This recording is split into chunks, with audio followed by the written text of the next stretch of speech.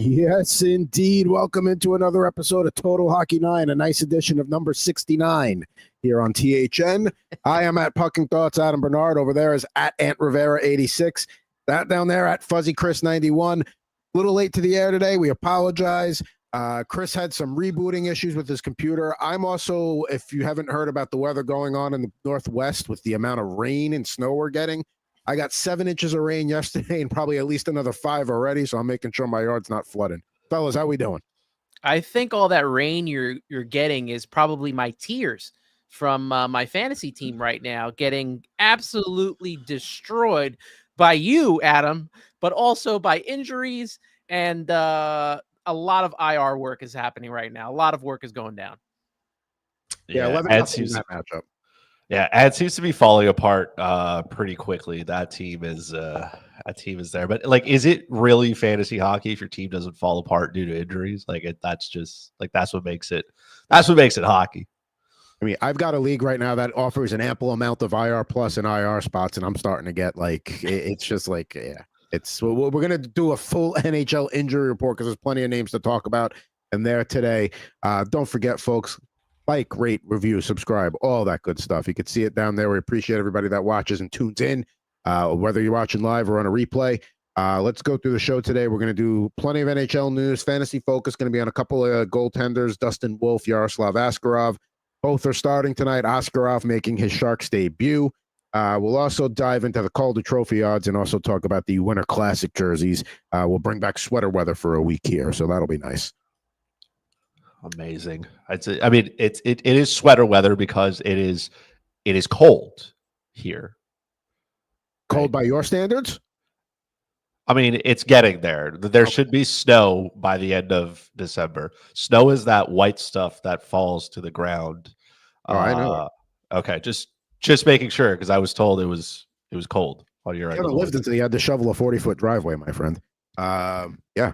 So let's get to NHL news here. And yeah, it's a few days old at this point, but he's a big enough name. We got to talk about Alexander Ovechkin, a guy that we were taught that was right before the injury. People were talking about he's got a chance to break Gretzky's career record in less games than he did it. Well, spoke a little too soon, sustains a leg injury against Utah. He had 2 goals in that game too. It's going on the IR. He's week to week for now. Who knows when he's going to come back, but they're not going to rush a guy back, especially with the season they're having, and the guy of his age doesn't necessarily recover as quick. He was leading the league in goals with 15 and 25 total points in 18 games. Ivan Miroshnichenko gets recalled from Hershey as a result of that. He's 27 shy of Gretzky's all-time goal record here of 894. I know Gretzky travels a lot. He does, TNT and all that. Check his for a voodoo doll. Because maybe he was putting some pins in a leg there to make sure that his career record, at least the pace of it, stays intact. Yeah, let me start here because I have the unfortunate, part here that Ovechkin's on my team right now. And man, he was on such a run the last couple of games. Leads the league in goals at 15. He's got 10 assists, 25 points to start this season, and he was on a heater himself. Really helped me out last week in a crushing victory, and now it's the opposite way. It's looking like a crushing defeat. This sucks, man. Just in general, leave the fantasy hockey aside. We were watching history, the lead up to history being made, and there was a thought that maybe Ovechkin wasn't going to do this. And where do you draft him in your fantasy leagues? And you take the chance on him. And definitely taking a chance on him and hoping that he gets, healthy after this injury. And it sucks it happens like close to the end of the game to lose him there right in the closing minutes. But hopefully he comes back. He's not missed for too long. He comes back at some point. I don't know if that record is in jeopardy this year, if he could still figure out a way, but there's probably going to be some time where he's going to have to try to get healthy and get back in it. But Ovi's always been a strong body. He's always been a big guy out there. And I'm just hoping that he comes back, not only for me, but also the Washington Capitals, because they've been playing very well this season. So they're going to need him as well. Yeah, it's pretty it's unfortunate that he got hurt. It didn't even look like it was anything too big. It's definitely his knee. Doesn't sound like anything is torn. So like the best case scenario here has happened, because yes, he's week to week, but like, what does that even mean? Teams are like, hey, like Austin Matthews has been day to day now for 3 weeks. So like that, yeah, that means absolutely nothing, right? Week to week, day to day. I mean, it's just one of those things. I was hoping maybe he could break the record this year. That doesn't seem likely. So I'm going to have to, which is good news, because that means I can buy tickets next year to watch him break the record in Montreal, because that's where I'm hoping he does it. Now, I mean, it's not totally out of the question. He's 20, so he's played 18 games this year. Capitals have, about 60 games left, a little over 60 games. Let's say he missed, so week to week. So you play 3 games a week. Let's say he misses 2.5 weeks, just to like put a nice number on it there. So he's going to miss about 10 games. That still leaves him in the 45-50 range, and he's 27 shy. He'd have to score every other game, or maybe add another hat trick to his career, but it's not totally out of the water yet, but he just can't miss any more time this year. If he misses any more time, then we're looking at next year for the record. But if he comes back, picks up where he left off, stays healthy, the Capitals keep rolling, still possible. Maybe if the injury is not as serious, maybe they keep him out through Thanksgiving. He comes back, returns. You look at the last couple of games, 2 goals. He had the hat trick that you mentioned, 3. Everything comes in bunches with him. Two goals against St. Louis, and then he had 3 straight games with a goal and a couple assists. So he does score in bunches, and that's very helpful for him. It's just, how healthy is he going to be coming back? Is he going to be coming back with this lingering injury to his knee? Like I mentioned, he's always a strong-bodied guy. So we'll see how he comes back and how many minutes he's getting, because he only played a little over 14 minutes, close to 15, then 18, 16. He's not playing a lot of minutes, but obviously he shoots a lot. So that's very helpful. And he has a pretty decent team around him to get him the puck. So he'll be there, and the opportunities will be there. He won't break the record, like you said, right? He won't break it in as fast as time as Gretzky did, but he still has a chance to do it at the very least by the end of this season. Correct. Yeah. Not to say he can't do it, but I mean, it would take a monumental run when he does come back to make a run at that. But yeah, he could get it before the end of the year. And yeah, but he is like a physical specimen. So a guy like him, maybe not as like a guy that's maybe not as built as him. Maybe you're going to give them an extra game or 2 just to make sure. But I mean, Ovi's the kind of guy where if he feels like he can go, he's going to go. So he'll know. And like you said, maybe just to play it safe, that they don't take too big of a break for Thanksgiving, but maybe after that Black Friday or whenever after that, that's when you look at him to come back. Now, Chris mentioned Austin Matthews. Never a good sign when you need to go not only to a foreign country, but to another continent across an ocean for consultation on his upper body injury. Maybe he said hi to Leon Draisaitl's family when he was in Germany. He's been out 7 games since November 5th, and still dealing with that lower. He's only skated twice since then. Also doesn't help when you lose Max Domi, who was placed on the IR with a lower body injury. But he only has 6 assists in 19 games, so maybe he needs a little bit of a reset anyway. But yeah, this Austin Matthews thing is starting to drag on a little bit. It's not good. That's like you don't go overseas to Germany just to talk to somebody. You know what I mean? Like there's enough. There's Zoom, there's Teams, there's all different kinds of ways for you to talk to somebody virtually. If you're in person, it's not going well. And he's not going over to Turkey for like a hair transplant either, for what I hear. So this probably has to do with his wrist, and that has been an issue now for a few years. Here's the other thing too, like I know, like, if you remember the name Dr. James Andrews, like he was like the ACL guy. He was based in Alabama. So like, it's like, again, it's one thing like, oh, I play for the Philadelphia Eagles. I'm going to take a flight down to Alabama to go see the specialist. Okay, fine. That I get. Whatever's going on with it, and we're going to say his wrist, there's not a doctor on this continent that's like, I don't know what to do. So now you go like that. That's not good. But is he also going to another country to get a quick fix? Like is there some special surgery that's going to have that gets him back faster than if like a James Andrew does it? Like maybe that's what we're looking at here. Maybe he's just going there because it's probably he has to go that far away to get away from the Toronto media, so he can just go back and forth to the doctor and take his appointments without having to worry about, so and so from the Toronto Sun is lurking in the bushes or something like that. So that could also be a reason. And let's face it, they got the money to fly overseas it's a tax write-off anyway, so it's job related. Maybe he was trying to like avoid the traffic because Taylor Swift was in town for the Eras tour. So maybe he's like, oh, I can't get around. Maybe I'll just fly to Germany instead. Flight to Germany will take less time than driving home. I'm pretty sure you could get to Germany quicker than you could get from like one side of the GTA to the other on like the 401. I'm pretty sure somebody from Toronto can tell us that, but that wouldn't be, it wouldn't surprise me. Maybe it's something about highways that start with 40 because in LA, the 405 is enough to make somebody kill somebody in traffic. So something about the 40. Yeah, maybe they need to renumber those, but yeah, I mean, it's not a good look for the Leafs, but at least still early in the season, or we'll see what happens here. Anthony, sorry to do this to you, but I wanted to just bring this up as just like another sidebar conversation here. But which team do you think experiences more happiness when they do poorly or something bad happens to them? The Toronto Maple Leafs in Canada or the Dallas Cowboys in the United States, whose roof is literally and figuratively caving in on their season? Man, that's a tough one. Like, it is a tough one. I think they really are the same, right? Like, because the Cowboys haven't gotten out of the first round. Maybe they gotten out once or twice, and they've gotten out of the first round like once or twice, but they haven't won a Super Bowl since '95. They haven't played in one since '95. I don't think they've been to a conference championship game since around that time. So yeah it's been a while.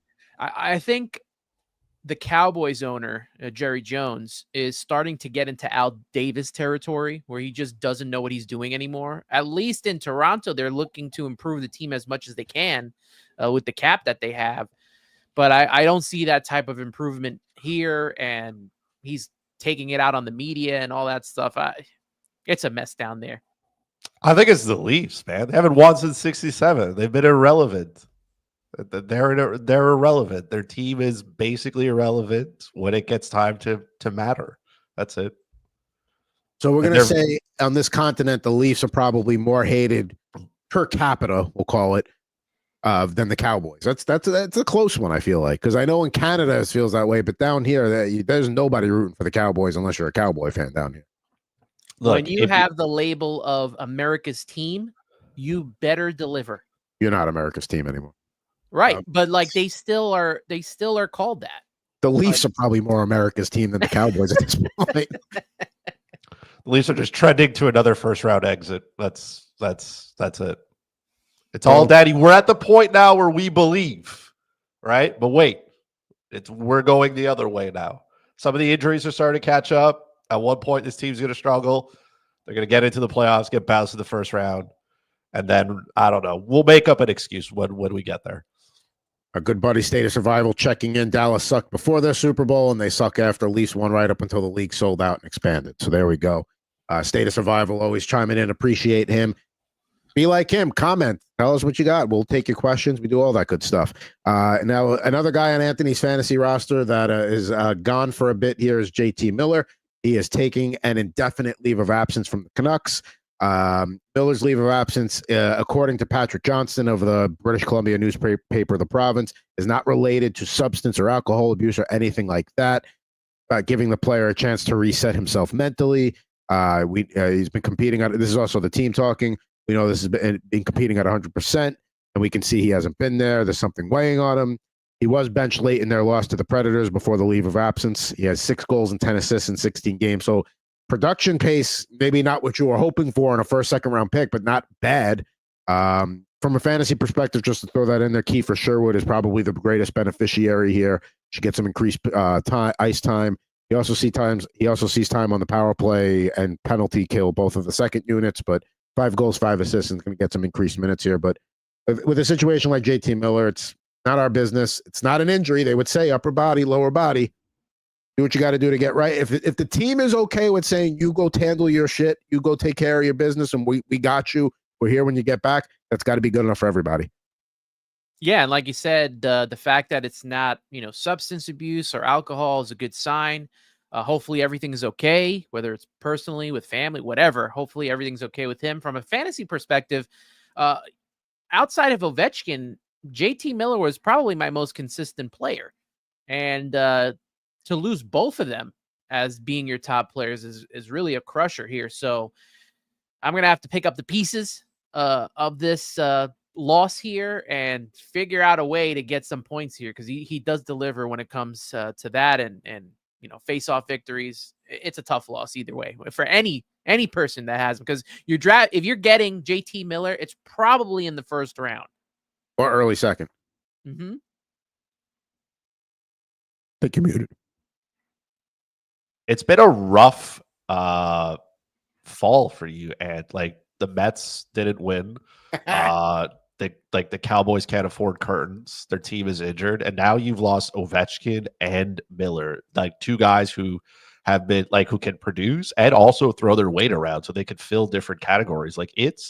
I don't know what you've done to deserve any of this, but I truly feel somewhat bad for you. But at the same time, it's fantasy hockey, so one team less to worry about. You know what I mean? He's also an Ohio State fan, and they got Indiana coming to town. Maybe an Indiana money line bet in college football this weekend, considering the way Anthony's luck's going, is a way to go. I know nothing about college football. I don't either, but I mean, if we're following a trend. Yeah, it's really tough right now. Not to mention, I lost Brock Besser in the beginning of the season. Okay. My backup goalie Connor Ingram's out, so I had to. Are you a Winnipeg Blue Bombers fan by any chance? Because they've gone to the Grey Cup. They've lost 3 times, and the most recent they lost to the Toronto Argonauts to a backup quarterback. So if you're looking for a CFL team to back, I feel like that'd be right up your alley right there. Yeah, I've always enjoyed the green of Saskatchewan. That's kind of been my team from afar. It's been a rough go for all my teams. So sorry, I did want to point it out, but I feel like we're, what I mean? We're there, and I just, Thankfully, it's early in the season, so there's still a lot of time, a lot of games to be played. I gotta just put on that GM cap and figure out a way to turn this team around. I recently put someone on the trade block. I don't know if we'll mention that later on when we go through our teams, but gotta make some moves. Gotta make things happen here. Can't feel too bad for myself after this episode. Right now, we sulk. After the episode, we pick up the pieces and we try to get into the postseason. There you go. Wow. All right. Let's stay with the injury. Let's stay in the infirmary here. The Hurricanes announced a little while ago today that 35-year-old netminder Freddie Andersen will have knee surgery tomorrow, with a projected recovery time of 8 to 12 weeks. That comes about a week after Rod Brind'Amour had said the team was hoping for him to be more of a week-to-week situation. He hasn't played since October 26th. He beat the Kraken 4-1.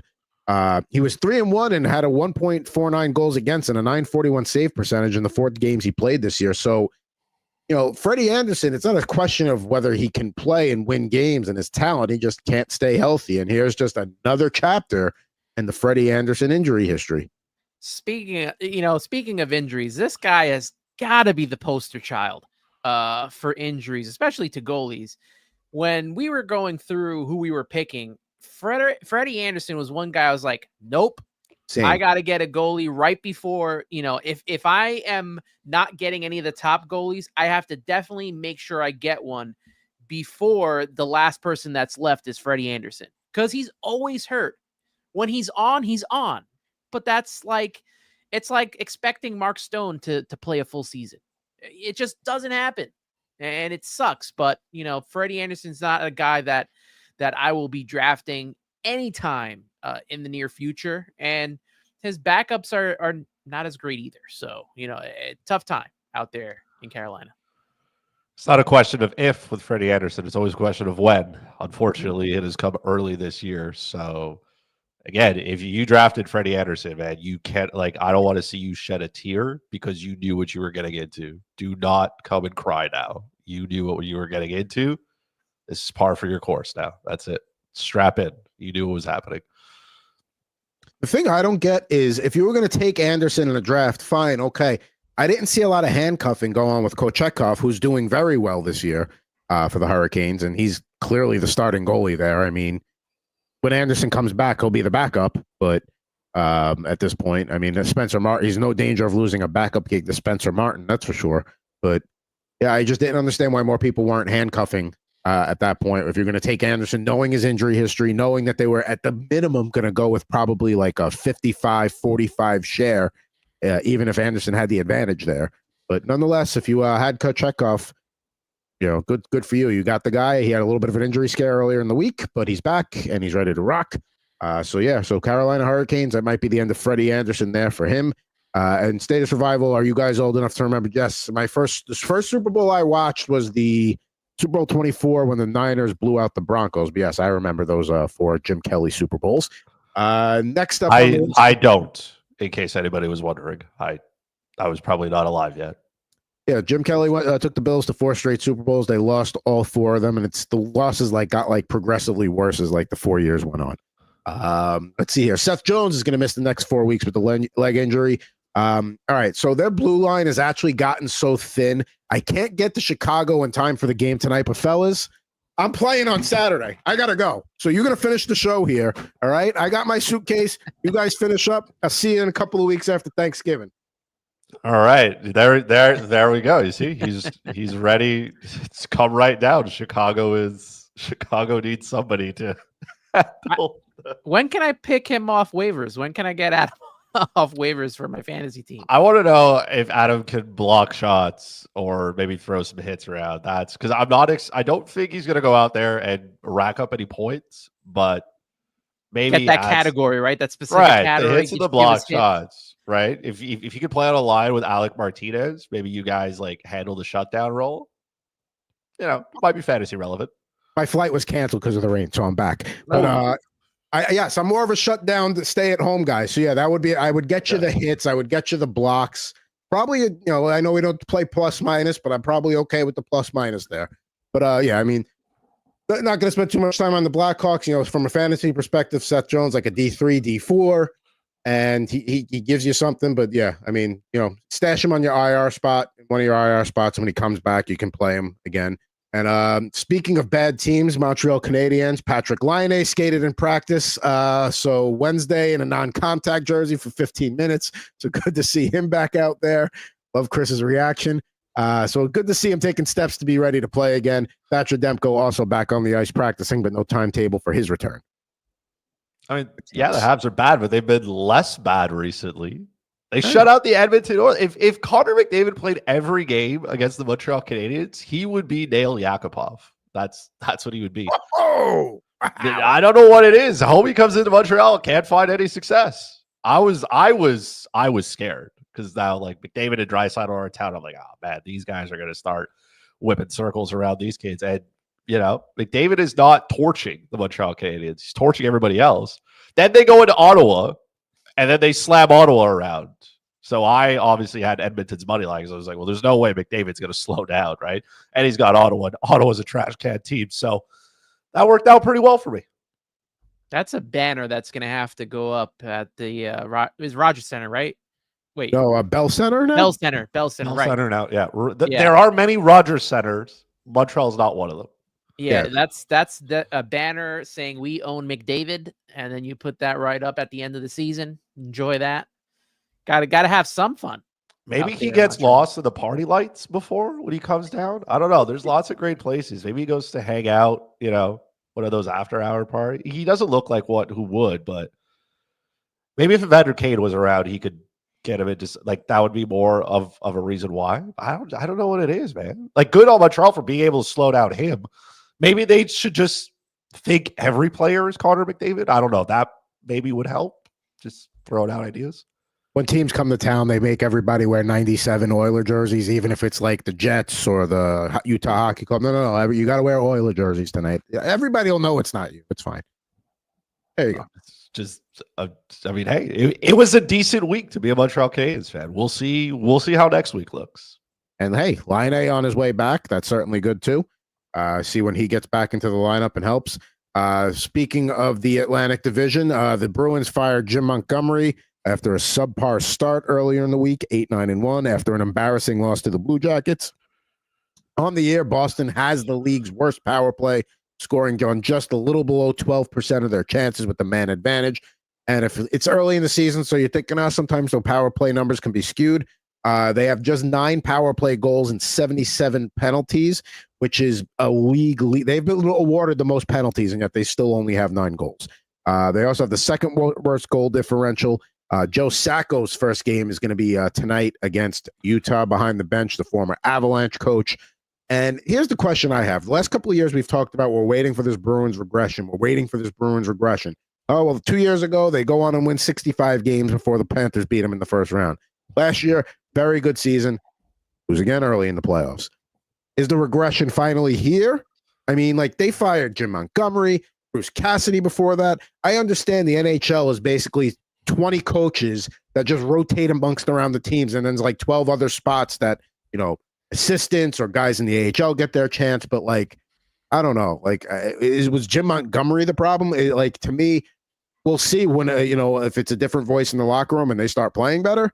But I don't know. I mean, maybe the Bruins are regressing. Yeah. Chris was a year ahead of schedule.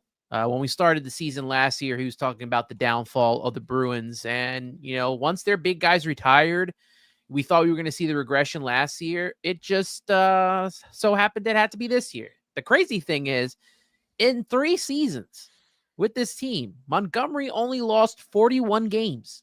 41. And they won 120. So, I mean, if that happens to him, I can only imagine what's going to happen to some of these guys that are on the hot seat right now. But I think that this is the downfall that Chris has spoken of for this Boston Bruins team. That is completely fair. I was a year in advance. So for the Boston fans who can't do math, because that's what I assume some of you can't do, that's a 70% winning rate. Boston fired a coach that wins 70% of their games. Think about that. This is Jim Montgomery taking the bullet for something he had nothing to do with. Like, this team is horrendous. And, it's the whole front office. This is basically the front office trying to save their jobs because they should have been fired. Those are the guys who should have been packing their stuff and heading out. This team got significantly worse. They traded out pieces. They brought in overpriced pieces. And then they're looking around and going, I don't understand why we're not having success. You're right. I can't imagine why. You went out and you got Elias Lindholm for no reason. You paid Zadorov too much money, and you have no center core. The rest of that team is not very good. It's been a whole bunch of negative press for the Boston Bruins, and I obviously do not feel bad for the Boston Bruins. Let's keep it a stack, right? Like, you guys can literally fall off a planet. It's okay, but like, they made all this, like, this big deal with Jeremy Swayman and everything and how that contract went, and now they do this. This team is a mess, and honestly, good for you, Boston. Good for you. This is what you deserve. Because I had some of you in the TikTok comments be like, "Oh no, Boston's a really good team. They got a top 5, top 4 defense." Okay, some of you were delusional. This team should have never been good. Last year, Jim Montgomery did the best that he could. And now this year, he couldn't get a bunch of scrubs to play hockey. I'm going to take you back to the latter half of the 2010s here when the Devils were absolutely awful. And Pavel Zacha was probably 3rd, 4th line center. And now he's a top line center on the Boston Bruins. I mean, he had a good season last year, but he's not a top line center to me. Hey, fellas, not to interrupt the Bruins talk, but we got some breaking news here. We led off the show talking Alex Ovechkin. Just came down. He's going to be out 4 to 6 weeks with a fractured fibula. So Anthony's a little upset right now because that's a cornerstone of his team. But him breaking the goal, so 4 to 6 weeks, again, doing that average of 3 to 4 games a week. He's going to miss about 20-something games here. He's going to miss about a quarter of the season. We're talking about New Year probably, right? New Year return. If it's 4 to 6 weeks, yeah, you're looking at about a New Year return. That goal scoring record, it looks like we'll have some big hockey to talk about next October when he's a few away. That's what it's looking like right now. 4 to 6, though, considering he's Russian, he's probably closer to the 4. Yeah. Me and State of Survival in the same route right there. He's got Matthews and Ovechkin, so kind of like my JT Miller and Ovechkin run there. Yeah, that's a bummer. That's a big bummer because he's been producing the most points and scoring the most goals for me. So gonna have to figure this out. Who is Dylan Strome going to pass the puck to now? Well, funny because that was something State of Survival was asking in the chat. He was saying, is this Dylan Strome's breakout season or is it a 1-year fluke? I'm not going to say it's a 1-year fluke, but I don't think it's a breakout season either. I think you put a guy next to Alexander Ovechkin that has the common sense to just feed him the puck and just set him up. He's going to benefit from that. Now, is Dylan he's not a guy I'm going out and overdrafting next year, depending upon how the season goes, but we're going to see for the next 4 to 6 weeks exactly how good Dylan Strome is when he doesn't have the grade 8 on his left side. So I would say he's somewhere in between that. I think he's played himself to he's a respectable top 2 center for most teams. But yeah, I don't know if I'd call it a breakout season, but I don't think it's a fluke either. This is a big spot for one Pierre-Luc Dubois to step up and try to. Okay. Better chance of snow in California than Pierre-Luc Dubois being relevant again. It snows in California, my friend. Okay. Listen, let's not be smug Canadian about this. You go up to Lake Tahoe, go up to the elevations. You get I-80 shuts down. It shuts all the time. Which, by the way, we found out that the elevation in Utah is not as high as I thought. As the elevation in Colorado. I looked at the average. I didn't look at Salt Lake City. The average is close, but the Salt Lake City was a little down. Was further down. The more you know. Here's what I will say. Alex Ovechkin being out and Dylan Strome being able to pass the puck does bring some opportunities for some guys around there. More like guys like Andrew Mangiapane, guys like you could look at Jacob Verana. Like these are guys who now there's a lot of, first of all, there's a spot that just opened up on the top power play unit for a full 2 minutes, right? Because Ovechkin doesn't get off the ice. So if somebody can just go out there and clap some bombs, maybe there's a little surge there. I will say this about Dylan Strome. I wouldn't sell him just yet because anybody who's buying him is trying to get him at a discount because of the Ovechkin injury. But I think Ovi's closer to 4 than closer to 6. So if you can live with him without him for 4 weeks, should be fine. And if it is 4 weeks, you're looking at more of a 12 to 15 game range. So it's not ideal, but it could be worse. That's for sure. And looking like Connor McMichael's going to get that spot on the top power play unit. It looks so. Going back to another question that State of Survival said, would you keep Strome or McMichael? Because I have a keeper league with those two, and I can only keep one of them. I think you got to let the season play out. It's a little too early to start making decisions on who you're keeping, unless there's some sort of clause that you have to decide. I mean, between the two, I would keep McMichael. I would trade Strome. Higher upside. Yeah, I wouldn't let either one go for free. Whichever offer you could get for either one of those would work out well. But I would lean more on keeping McMichael than Strome because McMichael will end up becoming probably an elite player, I would say. So he can score goals, right? He's a big boy. I have a little bit more faith in Dylan Strome. This is his first kind of brouhaha here. And he still doesn't shoot the puck. So we were talking about the Montgomery firing, and somebody had asked, who do we think the next coach to go is? He said Mike Sullivan should have been the first one to go out of Pittsburgh. And I get that, but what is bringing another coach in besides Mike Sullivan going to do for the Penguins? I think, not to say Crosby is saying you got to keep Sullivan, but I'm sure at some point they asked Crosby, what would you want, a fresh voice in here or not? And he's probably like, no, leave it as it is. Because a new coach isn't changing anything with the Penguins this year. So, yeah, on the surface, that would be the next logical firing. But it's not like the Penguins had high expectations where, Mike Sullivan's, lost the room. Let's get a new voice in there and they'll kickstart him. there's no kickstarting this Penguins team. I mean, like, bring in peak Scotty Bowman and maybe he squeezes a wild card spot out of this team, if that. So, I would call PETA, because now this is animal abuse to the Penguins. Like, this team is just not. It's not very good. And I like if you're watching the Pittsburgh Penguins, it's because you're a Penguins fan, and there's no other reason to be watching them. You're not watching them for success. That's not what you're watching for. Maybe the Crosby, maybe the Malkin, maybe the Erik Karlsson turnover, but you're not watching this team to win.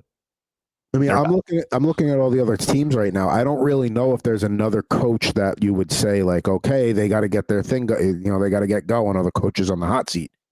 I don't really see another team, because when you look at the bad teams, a lot of those have new coaches, or you know what I mean. Like, so you're not going to get rid of a guy that quickly. The Bruins are arguably the only team that are truly underachieving in a drastic fashion out of the gate. I don't think you want to get rid of anybody in Nashville. You fire Tortorella in Philadelphia. If you're going to do that, you're going to do it at the end of the season. Does Lou get rid of Patrick Waugh if things don't turn around? I don't necessarily see that either. But hey, remember the three Jack Adams finalists from 2023 have all been fired since then. One has been rehired, but they've all been let go since then. So stop winning the Jack Adams. That's what I've learned. Or being nominated for that. Or being nominated. If you get nominated for a Jack Adams, just tell your family you're moving in the next 12 months. Yeah. Just like I said to somebody I work with, if you're an NHL head coach, you rent. You don't buy. I don't care how cool. You just rent. Don't tie yourself to a mortgage or anything like that. Now, the last thing I want to get to here is we haven't done sweater weather in a while. The Winter Classic jerseys came out this week, so I think we got to take a look at them here. Let me bring it up on the screen. I'm not really a huge fan of either of these. I mean, maybe somebody else here is. I am not. Let's go and let's add it up. You see the black, and they're going to be playing at Wrigley Field. I believe that's the third time the NHL has gone there for a Winter Classic game. And you can see there the Blackhawks jersey on the left and the Blues jersey on the right. The Blackhawks jersey kind of blends some of that throwback vibe with the stripes across the middle, with the old Blackhawks logo. Nothing too outside the box, pretty good. I'm not overly in love with it. The Blues jersey I would like a lot better if you flipped around the blue and the white. If it was a predominantly blue jersey with the white bar in the middle, I would like it more. I don't dislike either jersey, but if I was a fan of either team, neither one of these jerseys is making me like, oh, I got to go out and buy that today. If you buy the St. Louis one, I don't know what to tell you, man. I don't know what it is with teams and just slapping their city name on a jersey. Like that's college level production there. Like that's miserable. It looks like college, like not even like actual college hockey, like house league college hockey jersey. That's what that looks like. Like this is like your NHL program. Your hockey program can't afford jerseys. So you just had like one of the art kids just do it for you, and that's what you got out of it. This is like that's terrible. Also, NHL, can we stop with Chicago being in the Winter Classic? Can we also maybe like try to time and see if there's going to be some good teams? Like I get you want to get Connor Bedard on prime time, like that's fine, but I'm tired. Like these are two miserable hockey teams. Like why am I watching this? Why is the rest of the nation watching this? I don't care for any of these teams. And I get it's a rivalry, but like a rivalry is good when both teams are good. Both of those teams are going to be in the bottom half of the Central this year. But then how do you? All right, yeah. So they're both bad, but now how are you choosing?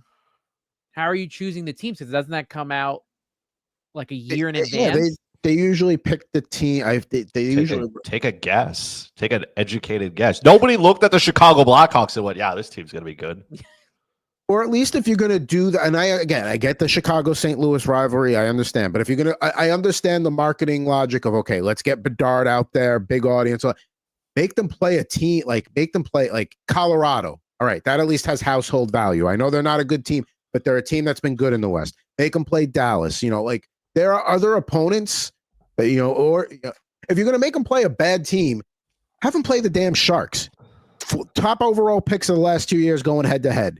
Like at least put some creativity into it. Like, what's the process for this? They always pick the teams that are either rivalry teams or teams that are in proximity of each other. Because There's no no logic. criteria. Okay, that's what it felt There, like. there for the can't be Stadium any logic. Series. This is the NHL. There is no logic behind any of this. Look at the marketing behind it. Look at that St. Louis jersey. If you buy one of those, please send it to me. Like, please send me a picture of you in it so I can ask you why.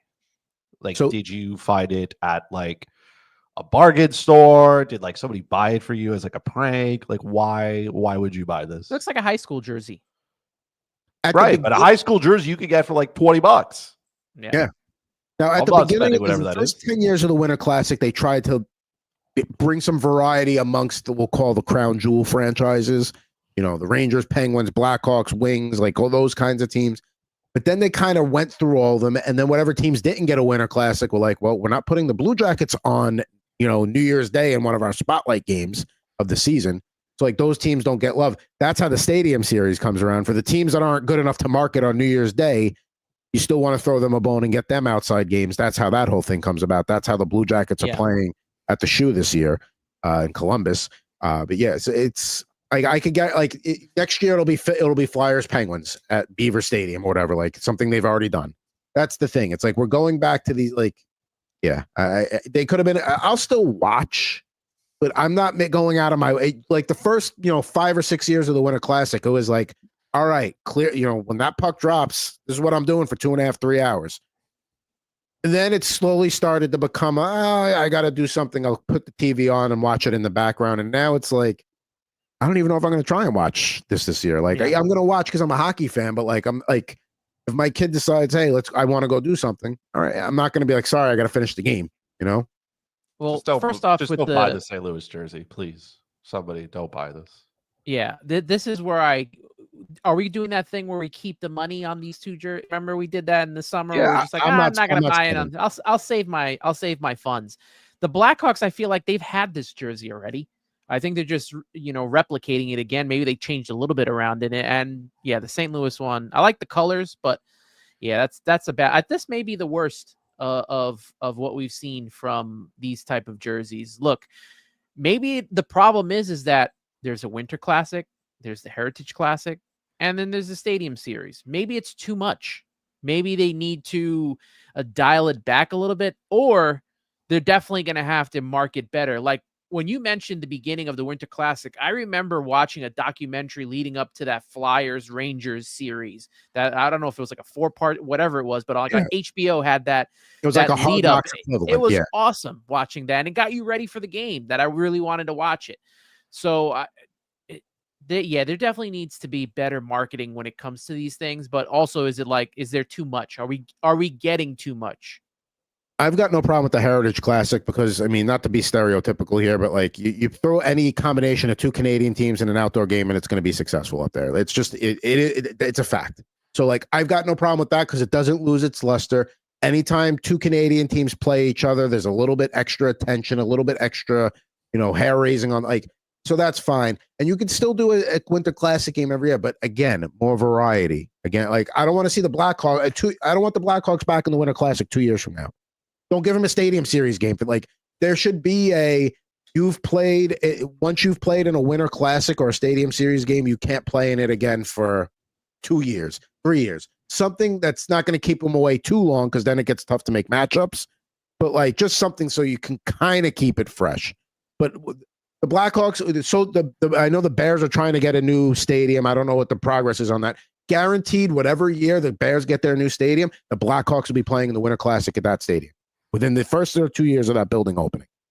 I would say a good 5 years is a good, I think, way to limit how many times. Because you're going to get it in Chicago, right? Like you mentioned, you'll get it in Boston. I'm pretty sure, right? Like the Bruins will be one of those teams that gets one. I mean, they've already done it a bunch of times. They've been at Fenway a couple of times. They went to Gillette Stadium. So, I mean, they've had their...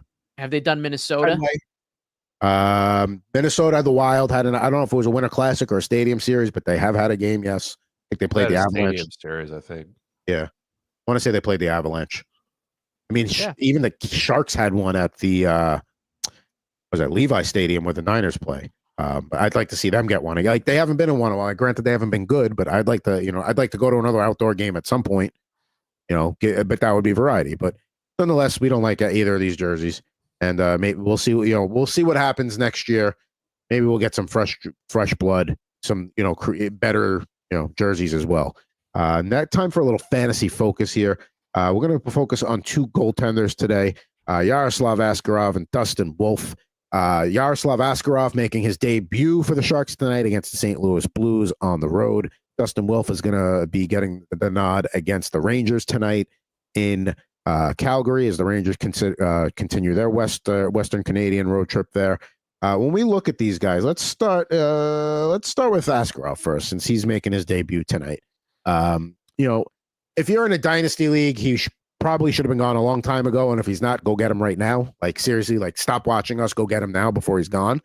In terms of this season and a season long, I think he if he plays well enough, I don't know if they send him back. I think the plan right now is to just give him a taste. Vanacek's out. I don't know how long he's going to be out.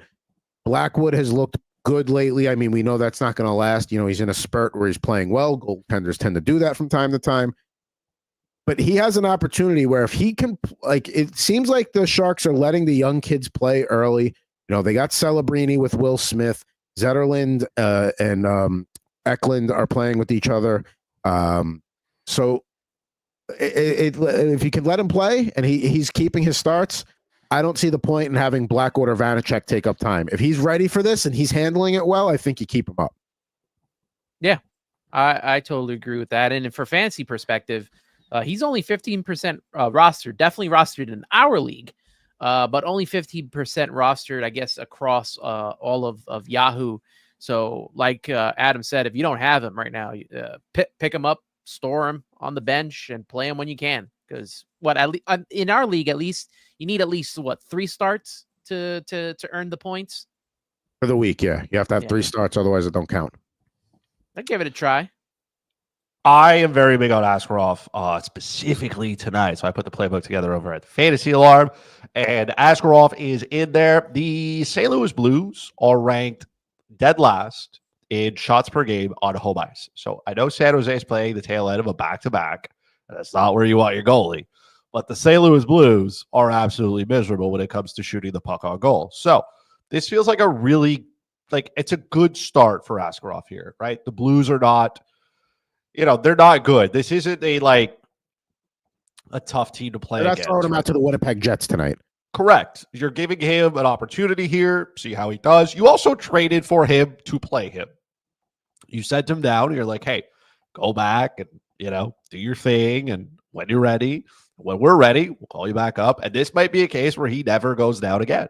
And why would he? I mean, it's not like Blackwood could stay healthy the whole year. And, Vanacek's already hurt. And those are not the goalies of your future. So you probably got to keep one and then make sure that Askarov can get enough games in, and everything will be fine. But I am definitely on board with him tonight. I think this is a decent spot for San Jose. It's not going to be an enjoyable game for anybody to watch, but from a fantasy perspective, that's probably what you want. So I'm okay with it. And that's the thing. I like the way they handled it, because if they start the year with him as the number 1 and he gets off to a bad start, hurt the guy's confidence. Not a good look to the fans. Hey, we made this big trade, and he started to see he got a month down in the AHL. He's playing very, very well in the AHL right now. I mean, looking at his stats, he's 6-3, .939 save percentage, 1.92 goals against. He was the goaltender of the month after going 5-0-0 with even better goals against and save percentage numbers than that. He's tied for 4th in the league with 6 wins and stands 6th in the league with 1. So he's earning his time up here, and he can stay, and he's at least worth a speculative ad in a redraft league. If you have the space for a goaltender. I mean, I have a league where I went out and got him immediately. In one of the few leagues, he was still available just because, and that's a keeper league, because if it pans out, man, the goaltender heavy, maybe he's a guy I'm looking to keep next year and beyond. So that's what we're looking at with Askarov right now, and a guy you should at least, if you got the goaltending space, pick him up, see how it plays out. Now, another guy we're looking at here is Dustin Wolf. Coming into the year, it was supposed to expect it to be a split with him and Dan Vladar. And yeah, there's still a little bit of a split there, but Wolf is playing well lately. He's got, Well, what has he got? 7-2-1 record, 236 goals against, 925 save percentage with 1 shutout. Hasn't faced a ton of top-notch offenses yet, but he's starting to play himself to give himself a little more separation from being a true split where they're playing, every other night or one guy gets 2 and the next guy gets 2. I think he's starting to get himself in a situation where he might be the 1A of ladder 1B and then maybe grows beyond that too. They've definitely sheltered him, right? And that's fair, right? Look, the Calgary Flames are not a very good team. They're better, I think, than a lot of us expected them to be, but they're still not a very good team. So if you're giving him game, like you still have to win those games. Like people forget that. Even if they're easy on paper, you still have to win them. So he has done that. And then I think as the year goes on, give him one of those, like then you start giving him some of those matchups that are maybe a little bit more difficult, right? Then you start to face the cream of the crop of the NHL. That's where you want to see if a goalie can, be good. And if he can get past those, bumps that he's going to have along the way. Like it's not going to be all that smooth here. He's not going to finish with those numbers. Those are very good numbers for a goalie. I don't think he's going to maintain them the whole way. But I think this is like Dan Villard is there to do his job. And his job is to support Dustin Wolf at some point. So if I'm Calgary, I try to get him into a little bit of those games where there's a little bit of a meaning behind it, where you got to play these good teams where you're not the better team on the ice that given night. See how he responds, see how he plays, go from there. Here's another thing about, and Wolf wasn't a guy who was really drafted at the time. Maybe at the back end of your draft, you wanted to grab another goalie, you took him. Because we weren't expecting the Flames to be a good team this year. It's November 21st. So still a lot of season left, but they sit in second place, tied for second place with the Kings, currently have the tiebreaker over them. I mean, I'm still not thinking they're going to make the playoffs when everything's said and done, but maybe they're just a mediocre or a subpar team and they're not bad. And that helps Dustin Wolf stock too, because he's a guy that you were going to avoid when you thought the Flames were going to finish in the bottom spot of the division, but if they're hanging around that middle spot. That means he's getting more wins than he expected, so he provides a little extra value there. Well, with you saying that you don't think that Calgary is going to make the playoffs, which means he's not going to get as many wins as we lead towards the end of the season. Right now, he's 60% rostered on Yahoo, and obviously on our league, he is rostered as well. Do you think that this is a guy, because he hasn't played, really any of these big teams yet, and because they've kind of been, monitoring his gameplay, is he one that you sell high on right now and try to get a bigger piece while he's hot off the press? If it's just a redraft league and not a dynasty league, yeah, I mean, if there's a team that's desperate for goaltending and you can go and get $1.25 on the dollar for Wolf right now because somebody's desperate and he's playing well, absolutely. In a year-to-year league, I don't get too married to goaltenders. Like if I got guys I like, I'm not trying to shop them. But if I think it was Gene's team in the league where he kind of went zero goalie strategy and didn't really had Binnington and I forget who else. And Kochetkov. Yeah, so Kochetkov is actually working out for him. So in a situation like that, yeah, maybe you target a team like that and see if maybe they're interested. But yeah, in a dynasty league, both of these guys are not guys that I'm trading. And if you are going to trade them, then make sure you get the maximum value for them. Yeah, that's I would definitely look to try to trade him in a redraft league. See what you could get out of it. Go find the owner of Freddie Anderson, because they make poor decisions anyway. So they'll probably make a second one by giving you way too much for Dustin Wolf. So try to find that owner and see what he'll cough up. Now we're talking rookie goaltenders here. So why don't we talk a little Calder odds before we give our picks for tonight and get out of here. So we got those are the most recent ones I could find. Let's take a look what we got there. You got Mishkov still the odds-on favorite at 110. Then almost the odds-on favorite. And then Logan Stankoven, excuse me, at plus 180. Celebrini at plus 450. Now he's dropped a little bit, but that's probably because he wasn't playing for a few weeks there. Chris's guy Lane Hudson at plus 900. The aforementioned Dustin Wolf at plus 1,800, and then you see the rest there. I don't know if anybody, Gauthier or Smith would have to. Smith probably gets hurt by the fact that Celebrini's in the running. Gauthier would have to have a huge campaign. I think we're looking at Wolf and above here. We've talked about how we worry about, Mishkov with Tortorella. Now, remember last year, we knew it was going to Bedard, right? It was all locked up. Weren't even thinking about it. But one of the things we said was, if we can give it, goalies get excited, goalies generate excitement. And if goalie's playing really well, sometimes that's enough to steal it from a big candidate. So Celebrini will probably play his way back towards being the top of that because Mishkov has cooled off a little bit lately. But if Dustin Wolf keeps going and he keeps earning more and more of a share, those odds are going to start to go down.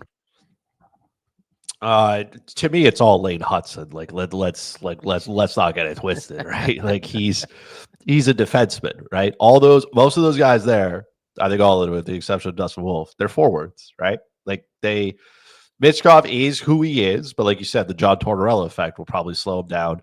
Logan Stankoven's on a really good Dallas team, and like we thought Wyatt Johnson would be good, and apparently that's been off to a really slow start, and Stankoven's picked it up. So he deserves to be there. Celebrini's there because of his name. He's still a dynamic player, not throwing him out of the water. But Lane Hudson is a defenseman. I know he doesn't have any goals, okay? Don't stop tweeting me about it. I get it. It's going to come. He is dynamic on his skates. We don't use the plus minus to evaluate players because that is a team stat and it is a meaningless stat. But Lane Hudson is logging 23 minutes a night. He's playing. He's got some power play time. He's playing in the top four. He's playing important minutes. It is tough to be an undersized defenseman in the NHL. And he is a rookie and he is having success. And once that keeps going here, he's up to what? He's up to 11 points in 19 games. It's not crazy. But I mean, that's double the points than any other rookie defenseman, right? Jack Thompson is next. And I just found out Jack Thompson plays for the San Jose Sharks. So that's where we're at here in terms of defensemen.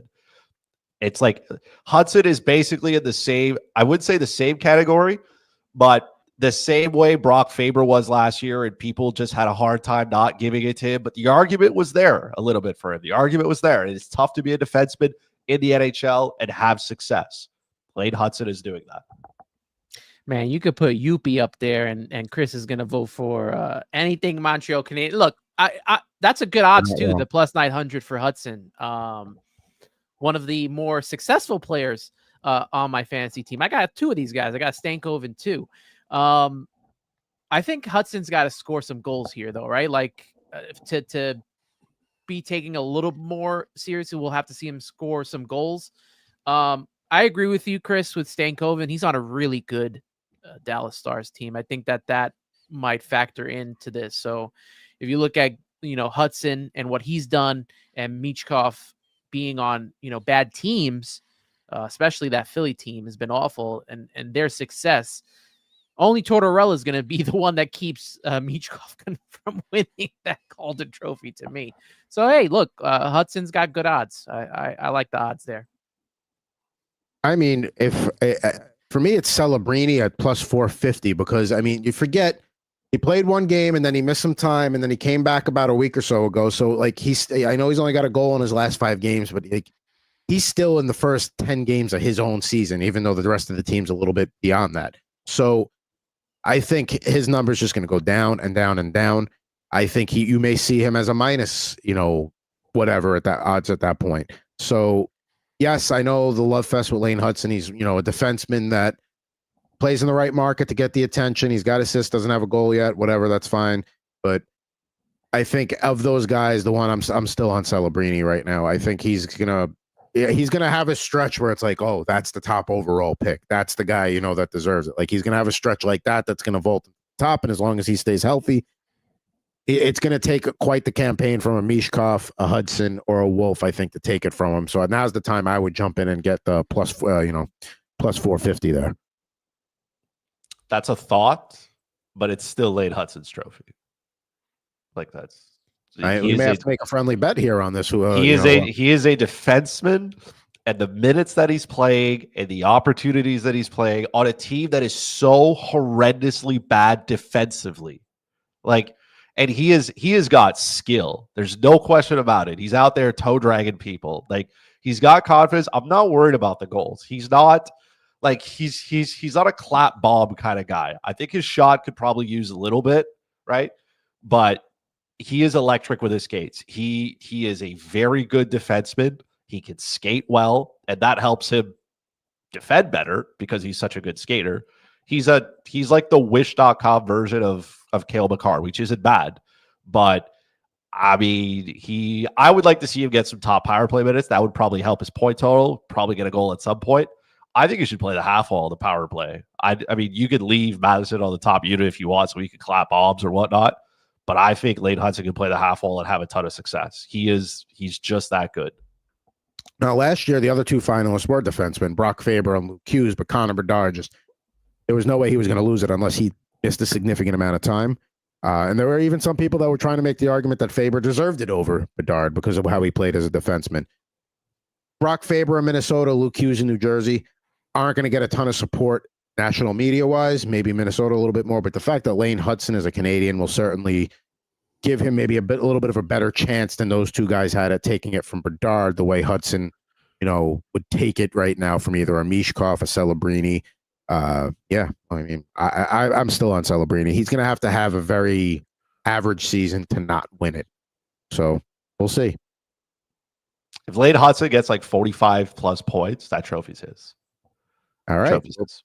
We'll have to work out like a friendly bet to do if one of those guys wins, Celebrini or Hudson, between me and you, and maybe Anthony can get a dog in the fight here too. We'll see. But yeah, that's taking a look at the Calder Trophy odds there. It's time for our final segment here. We like to call TMP, Total, Moneyline, or Puckline, where we each give a pick for the Thursday night slate coming up here at the top of the hour in about 45 minutes. My picks have not been good lately. I've been very cold, but I think we might be starting to get off the schneid a little bit here. I got two picks I like tonight. First one, I got this earlier today. Vegas on the money line, plus 140 at Ottawa. Not quite sure why the Senators were so heavily favored, but nonetheless, I'll take my chances there.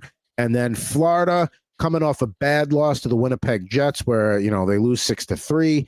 They got beat by the Jets twice in the last couple of weeks. This is a beautiful tee-off spot going into Chicago off a bad loss, getting a little bit of plus money there. So I think they cover the puck line there. So there's two plus money bets from me. And who do you like tonight? Well, to make up for last week, I'm doing a double header here. Yeah, I have the New York Rangers at the Calgary Flames, and I am taking under 6.5 total goals for that matchup because you got, we just talked about Dustin Wolf in net. We also have Shesterkin playing, so I think that they will get under goals there on that portion. And then I have the New Jersey Devils who are hosting the Carolina Hurricanes, and I got over 6.5. These two teams score a lot of goals here. So I'm looking forward to both of those games and hopefully keeping up my record. I'm either going to be on top here or it could be tie here. I could be 2-2 by the end of tonight. What I like about your overplay with the Carolina Devils game is that the Hurricanes are on the back end of a back-to-back. And they played Kochetkov last night against Philly. Now, I thought they would have played Spencer Martin against Philly and saved the better goalie for tonight, but for whatever. Now they got the win, so it's not a bad decision. But maybe they just thought, hey, this is going to be a goal fest anyway. We'll throw Spencer Martin out there tomorrow, get the win tonight against Philly. So I like that play. And there was a goal fest when Shesterkin played the Canucks the other night. So I think, they probably reined things in a little bit. Try them in, the Calgary and the Islanders played the other night, and that was a low-scoring affair. The Flames won 2-1 in a shootout, so could be another low-scoring affair again. Now, Chris, you got the Sharks on the money line tonight. Absolutely. We talked about how miserable the St. Louis Blues are and their inability to generate offense. They cannot shoot the puck at home. So even if the Sharks are playing on the tail end of a back-to-back, even if Askarov's making his season debut, you're like, what are we going to get here? I can't go the other way. I can't go with St. Louis. Good luck trying to figure out if this game is going to be a barn burner or not, right? So, this could be like a 2-1 game, and it puts you to sleep, and it cures insomnia, or it ends up being an absolute barn burner because why would any goalie stop a puck, right? So, if I'm going to trust the team, I'm going to trust San Jose here. I'm going to trust that Askarov is going to be better than I'm assuming Binnington's getting the start for St. Louis, and I'm just going to hope the kids can do whatever they need to. First of all, they're young, so playing on a back-to-back is fine. they went to college. They didn't sleep. They had to stay up all night studying for their exams. I would trust this. There's nothing. There's like St. Louis is not a great party city, so they're not out there, partying. It's a terrible party city. They're not out there partying, living their best life. And like I said, St. Louis they don't generate shots. So I'm in. I'm in. You know what I mean? Like if I'm gonna take a swing here, I'm taking it with San Jose. I don't love it, but now I got to stay up late to watch this game.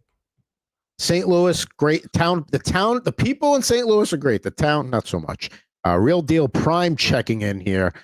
He's got Yarolsav Askarov has posted look at the stats he put up there. 61, 29, and 6 in his career AHL outings with San Jose and Milwaukee. He agrees, Chris. Askarov and the Sharks, baby. That's good money. Yeah, Real Deal Prime. He's got swagger. He's got ego. Yeah, I may be getting an Askarov jersey at some point. I mean, it's very early, but if he goes on the trajectory he's supposed to, that would probably be not that I buy jerseys anymore, but he may. I like a goalie that's got a little bit of attitude to him, like you said, swagger and ego. $100, right? Pays $280 total. You paid for your jersey right there. See, problem solved. Problem solved. And that sweater weather budget, you don't even have to touch it. There you go. Why? See, you didn't buy. We didn't buy any of those St. Louis jerseys, so we saved a whole bunch of money there. Just go out and get yourself an Askarov one instead. And that's why you don't make knee-jerk purchases, and sometimes you wait. See what happened? I didn't buy the stupid Winter Classic jerseys, and now I'm going to get myself a nice Askarov jersey. See? Patience pays off. So let's we'll wrap things up here. Of course, Slapshot podcast this week. What do we got going on besides the Puck Doku? Puck Doku, obviously, of course, that's the main reason people tune in. I'm going to try to keep my streak going. We're going to build Team Sweden and Team Finland's Four Nations Cups. Last week, I built Canada and the United States. As always, I was 100% correct. Like there's no other way to put it, right? My teams that I built were perfect, so I'm going to continue that on Friday, tomorrow. I'm going to build the perfect Team Sweden and Team Finland. So the Four Nations face-off teams will be finished on the Slapshot podcast show. Maybe something we should do here in a future week. Build a Team Russia, because obviously they're not playing, and we could build a Team Europe, because they've got enough talent outside of Sweden and Russia and Finland that you could do so I've been starting to jot that down. Maybe we'll take a look at those two next week. Subway to Shea podcast. Are we still on a little bit of a mini hiatus, or are we ready to rock here with Juan Soto? No, we are still in the... I mean, they call it the hot stove. I don't know why they call it the hot stove, because it really isn't. This is a dragged out long process with trying to acquire Juan Soto. And I'm sure that Juan Soto will jumpstart the rest of free agency as everyone waits here. But we'll keep things updated. Some minor moves the Mets have made that we'll look into. But I need things to start picking up. I really wish it was like hockey offseason, NBA offseason. The big players are already signed by this point in time. So it's a long road to February in spring training. Whenever they say MLB hot stove, I always think of the old Jiffy popcorn that you put on the stove and it would pop up. For whatever reason, that's the visual I get when I hear hot stove. That's the first thing I think of. And now I'm going to want some pop. I may have to go buy some today. And then Rip and Riff, new episode came out earlier this week. We did the Oppensode for our friend Jamie Oppenheim. He kept asking for women's soccer cards. Well, we delivered, baby. 2024. First of all, Jared Moore's not a fan of Livy Dote? What? It's not that he's not a fan. It's just he said that's not enough. I would hang out. I would hang out with her in the suite. That's all I'm saying, Jared. I would definitely. I would hang out. Maybe I'll learn how to throw a splinker as well while I'm there. But I mean, damn. Yeah, I mean, listen, I would just all I'd want out of that whole experience is like, can you just follow me afterwards? Because if you follow me, then the rest will come. That's all I want out of that whole 9 innings. I don't want anything else. Maybe we'll share a popcorn. Maybe because sometimes the popcorn is very big. If you eat it a lot, then it's like you're super thirsty afterwards. So you almost want somebody to take some of that popcorn so you're not as thirsty later on. So maybe that's all we do. Harmless popcorn. I'm not moving in on your girl, Paul. Promise. Maybe she likes a 41-year-old guy. Maybe she likes hockey. Maybe she goes on the, Subway to Shea pod, and then all of a sudden here, like Polsky's becomes a Met later on. Like, you know what I mean? Like, there's lots of opportunities here. Just Jared was just like, no, which is fair, which is okay. But that was definitely a hot take. So that's what you miss when you don't watch Rip and Riff. There you go. Jared delivers the hot takes. He also delivers great poker content. If you want to check out YouTube at Jared Moore Poker. So there you go. But I think that that'll do it for this week. And now we're not going to be with you next week because it is American Thanksgiving. So maybe we'll try and come at you with an earlier episode next week, maybe a Wednesday edition. I don't know, but we take the week off. And we'll see you back in December, but maybe we'll be with you next week. We got to figure that out. But we're at Rivera86 and at Fuzzy Chris 91. I'm at Puckline Thoughts. Thanks as always for watching, whether it was live or later on. Hit us up on Twitter. We'd love to hear what you have to say. Love us, hate us, let us know. Be back with you in a week, maybe two, here on Total Hockey Now.